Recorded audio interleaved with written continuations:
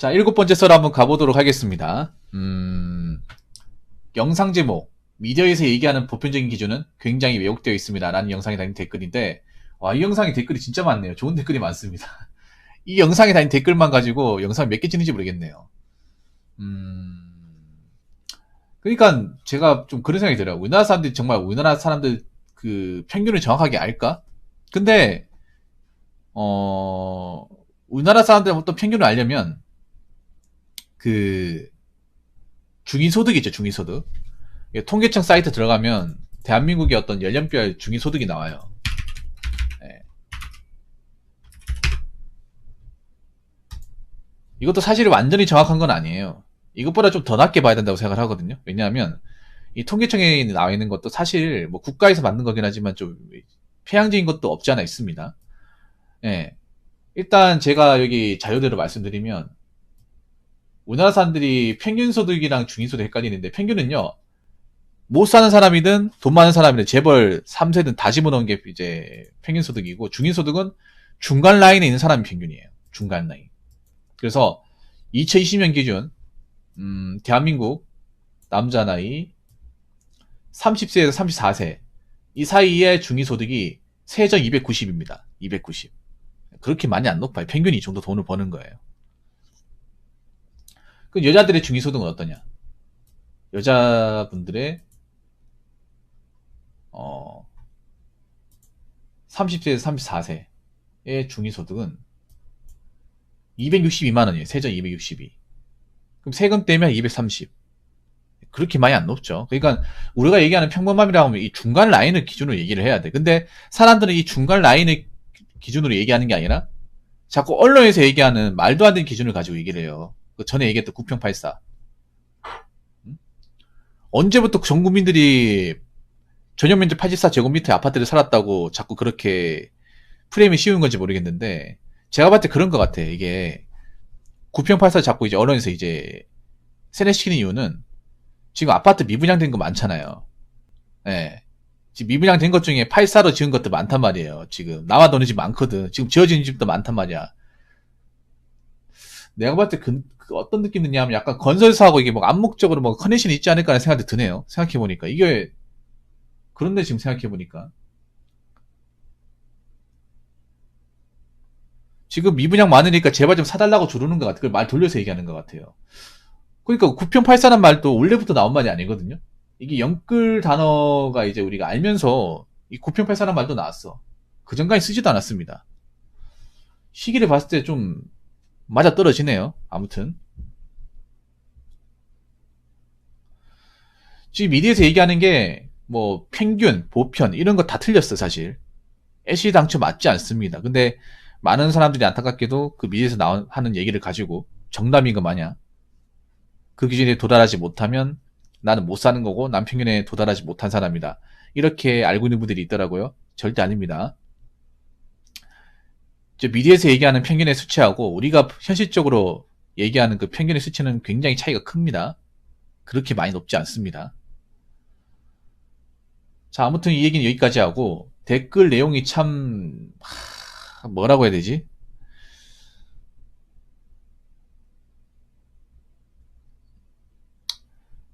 생각이 없으신 것 같아요. 생각이 많이 없으신 것 같습니다. 이 댓글이 보면 약간 그런 분들 많아요.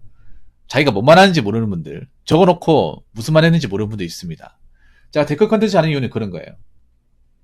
여러분이 적은 댓글을 다시 한번 돌아보라는 거예요. 네. 영상을 제대로 봤으면 이런 댓글 다지 않았을 텐데 한번 읽어보도록 하겠습니다. 연봉 1억에 서울에 집 한 채 있으면 대한민국 평균 이하라고 합니다. 대한민국 평균을 알고 있습니까?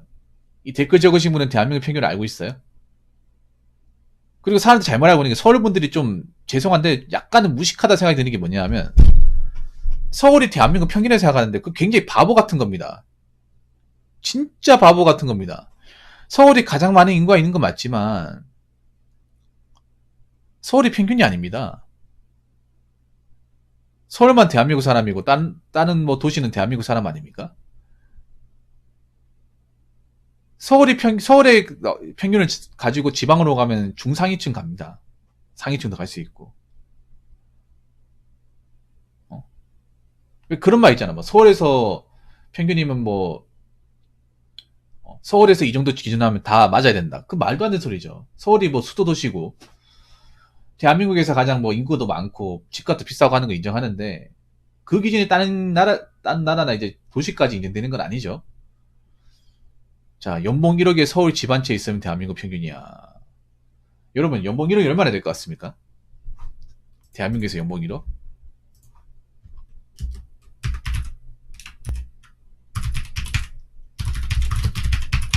1억 이상 받는 분들이 얼마나 될까? 일단 연봉 1억은요, 여러분 새우라면, 새우 한 650만원입니다. 연봉 1억이 많아 보여도 이걸 세금 떼고 통장에 꽂히는 돈 보면 막 그렇게 엄청 많다는 건 아니에요. 근데 월급쟁이 중에서 이만한 돈 받는 분들이 그렇게 많지 않습니다. 예.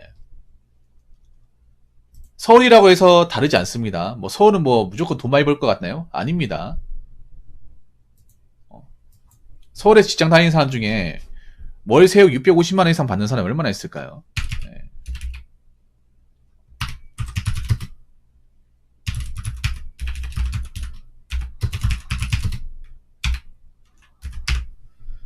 자, 제가 한번 보도록 하겠습니다. 연봉 1억 이상 근로자가 전체 근로자 중에 3.4%입니다. 그러니까 이제 원천 징수 기준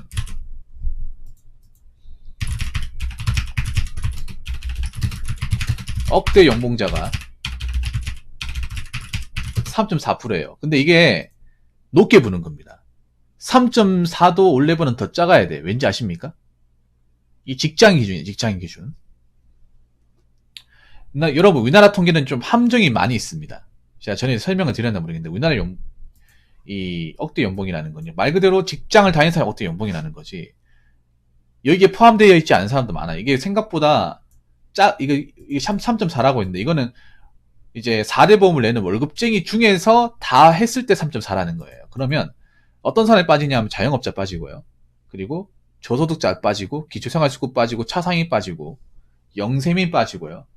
그리고 일용직 근로자 빠지고, 공무원 시험 치는 사람 빠지고, 다 빠지는 거예요. 그러니까 이게 엄밀히 말하면 숫자로 치면 59만 6천인데 거의 1%입니다. 네.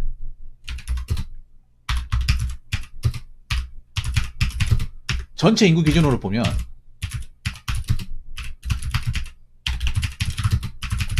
1%대예요. 우리나라 인구가 5,200만 정도 되니까 5,200만 중에 한 60만이니까 1.34% 되겠네요. 여기서 말하는 3.4는 그거예요. 근로자 중에서. 예. 그러니까 연말정산 이제 원천징수 받는 근로자 중에서 3.4라는 거예요. FM대로 정말 원칙대로 하면 전체 기준으로 보면 1%대라는 거야. 100명 중에 1명이라는 거예요. 아니 1%대가 어떻게 평균이죠? 여러분, 지금 제가 뇌피셜을 얘기하는 게 아니라 자료를 가지고 얘기합니다. 통계청이 자료를 가지고 얘기해요. 앞으로 통계청 사이트를 내가 켜놔야겠네. 썰 풀기 좋네요. 예. 그리고 그리고 있잖아요. 또 재밌는 게 뭐냐면 자, 서울의 평균 임금이 얼마 될 것 같습니까?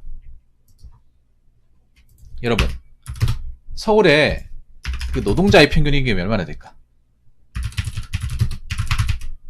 노동자 평균 임금 얼마나 될까요? 일단 여기 나와 있지만 1%대라고 했습니다. 1%대. 3.4도 높게 잡은 거예요. 3.4도 평균이 아니죠. 예를 들어 이런 거 3.4면 반에서 1등이라는 거예요, 여러분. 이거 성적으로 치자면. 고등학교 성적으로 치면 요즘에 학생이 아마 반에 한 30명도 안 되기 싶은데 30명 잡고 해도 1등이라는 거예요. 한 교실에. 이게 평균이 아니죠, 여러분. 누구나 다 1등 할 수 있는 거 아니죠. 1등은 다 한 명밖에 없죠.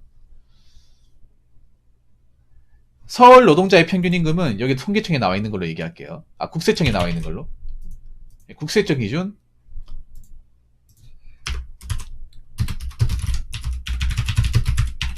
3,635만 원이에요. 이것도 세해 전이라는 거예요. 세후로 하면 얼마일까? 세후로 하면 한 3,200만원 되겠죠? 그러면 270만원. 3,600이니까 나누기 12 하면 300이네. 월 300, 세전 300.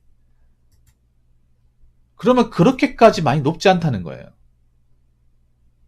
네. 연말 정산자의 평균 급여, 네, 노동자의 근로자의 평균 급여가 3,600만원. 서울에서 평균적으로 270만원 월급 받아가면서 서울에 사는 거야. 여기서도 중위소득으로 하면 더 작아지겠죠. 생각보다 많지가 않은 거야. 근데 서울에서 뭐 연봉 1억 번다고 막 그렇다고 내 집 마냥 무조건 가능하고 그것도 아니에요, 사실. 솔직히 말해서.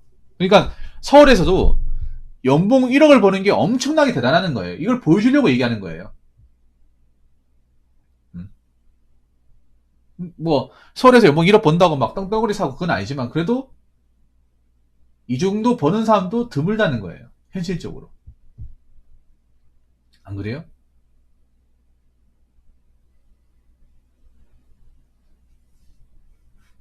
그러니까 직장인이 역대 연봉 본다고 하면 정말 대단한 겁니다. 공무원도 역대 연봉까지 가려면 말년 가야 돼. 말년 한 4급, 5급 달아야 돼요.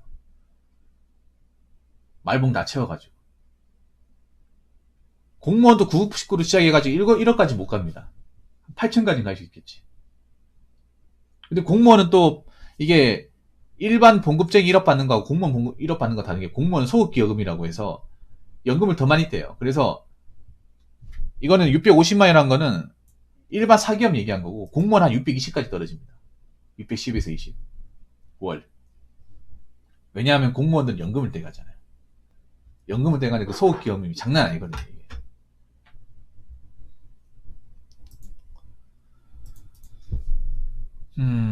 집 한 채 있으면 대한민국 평균 이하.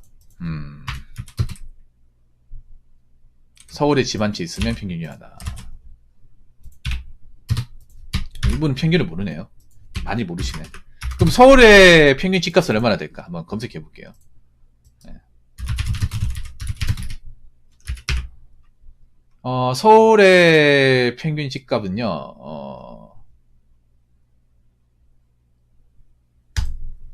서울의 평균 집값은 얼마나 될 것 같습니까? 평균 집값. 모든 집을 다 포함한. 네. 평균 집값은요, 11억 5천만 원입니다. 2021년, 2022년 11월 5일 기준. 야, 비싸네요. 거품 떨어져도 이 정도네.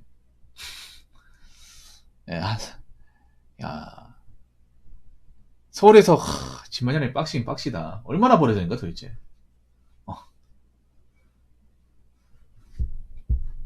자, 서울의 평균 집값이 아마 다 포함됐을 거예요. 이게 아파트, 뭐 서울의 고층 아파트든 뭐든 다 포함됐을 겁니다. 고급 빌라든. 네. 다 포함했음에도 11.5억이라는 거. 11억 5천만 원. 엄청나죠 이게. 그러면 대한민국 평균 얼마나 될까? 대한민국 평균 자산.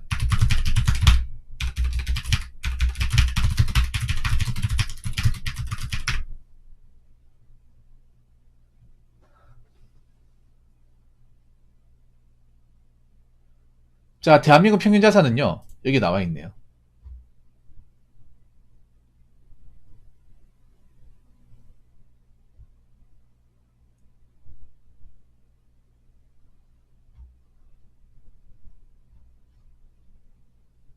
이게 잘못 나와 있네. 아, 1인당 평균 자산 2억이네요. 한국 성인당 성인 1인당 평균 자산이 2억입니다. 2억.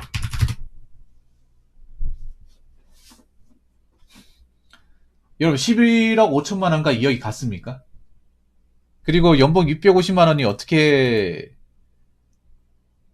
평균이 돼버렸죠? 그러니까 온라인에서 이제 억대 연봉 하니까 진짜 억대 연봉 보는 게 쉬운 줄 아나 본데 현실에는 거의 없어요, 여러분들. 억대 연봉 본다는 것 자체가 월급쟁이가 그 정도 위치까지 간다는 것 자체가 정말 대단한 거예요, 여러분. 어떻게 보면 월급쟁이로 성공한 거죠, 여러분. 월급쟁이로. 왜냐하면 처음부터 저 월급을 주는 게 아니잖아요. 대기업 가더라도. 어느 정도 위치까지 가야 되잖아요. 연봉 1억 이상 받는다는 건 못해도 부장까지 갔다는 거예요. 그럼 대기업 부장까지 가는 거 쉽지 않습니다. 동기 중에 갈 수 있는 사람도 얼마 안 돼요. 임원은 더 없고. 대기업에서 부장까지만 가도 월급쟁이로 봤을 때 인생 승리입니다, 여러분. 부장까지만 해도. 최소 모텔 20년 이상 다닌 거잖아요. 상당수는 부장 가기도 전에 그만둡니다. 잘리거나. 그리고 공무원으로 1억 받으면 이 사람 한 상급이나 4급 달았다는 거잖아요. 공무원으로 어느 정도 위치까지 갔다는 거 아닙니까? 대부분의 월급쟁이는 저 1억 구경도 하기 전에 그만두잖아요. 아니면 평생 일해도 1억 근처는 못 간다거나. 아무리 1억의 가치가 줄어들었다 손 치더라도 그래도 일반 사람들이 한 번도 볼 수 없는 연봉이 1억입니다. 현실적으로 우리가 만져볼 수 없는, 경험할 수 없는 급여가 1억이에요. 그리고 절대 대한민국의 어떤 그런 평균치를 서울을 가지고 잡으시면 안 됩니다. 예, 서울을 가지고 절대 잡으시면 안 돼요.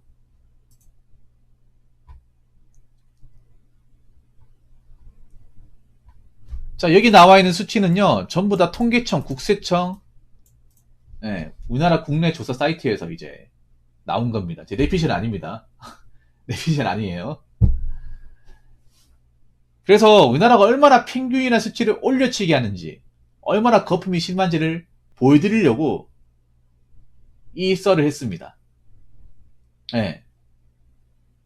이 영상을 보시는 분도 한번 잘 생각해 보세요.